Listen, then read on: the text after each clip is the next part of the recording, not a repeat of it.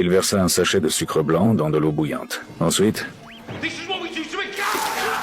ça devient l'arme la plus redoutable en prison. Quiconque on reçoit est défiguré sur le champ. Certains détenus ne supportent pas la pression. Ils se mutilent encore et encore. Seule la douleur les apaise. Le premier jour de mon incarcération, j'ai vu tout ça de mes propres yeux. J'ai essayé de calmer mon codétenu, tout en appuyant discrètement sur l'alarme de la cellule. Peu après, des surveillants, casqués et équipés de boucliers anti-émeute, ont fait irruption. Ils l'ont emmené de force. Cette scène a profondément ébranlé l'homme de plus de 50 ans que je suis. 2 jours ont passé. Il n'est jamais revenu. Puis Mike, du couloir d'en face, est entré. Il a pris sans gêne un sac de sucre qui appartenait à mon codétenu. Par sens de justice, je l'ai immédiatement repris, en lui disant de ne pas toucher aux affaires des autres.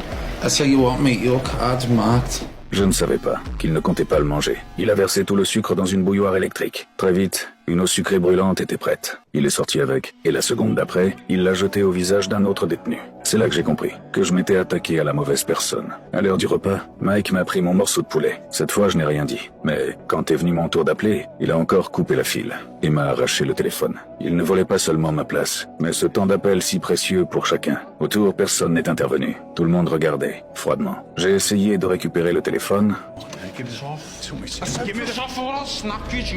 sans vouloir aggraver la situation. Alors, j'ai encore reculé. De retour à la cellule, j'ai vu que mon codétenu était revenu. Je pensais qu'il allait mieux, mais quelque chose n'allait pas. Il a avalé d'un coup tous les médicaments qu'il avait cachés. Son corps s'est mis à convulser. J'ai aussitôt déclenché l'alarme.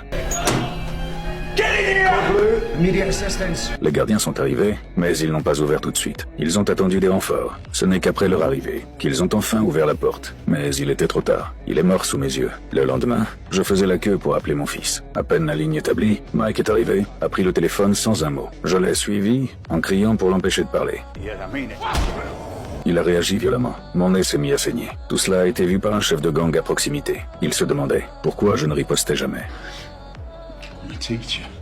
Après tout, j'étais professeur, censé représenter la civilité. Mais pour Mike, je n'étais qu'une cible facile. Il n'arrêtait pas de me provoquer. Il crachait dans mon plateau et me traitait de lâche. Puis un jour, les choses ont commencé à changer. Un détenu à l'allure redoutable s'est approché de moi. Il avait entendu dire que j'étais professeur et voulait que je l'aide à écrire une lettre d'amour à sa femme. J'ai accepté sans hésiter. Je lui ai même proposé de lui apprendre à écrire pour qu'il puisse le faire lui-même à l'avenir. Et c'est ainsi que je me suis fait mon premier ami en prison.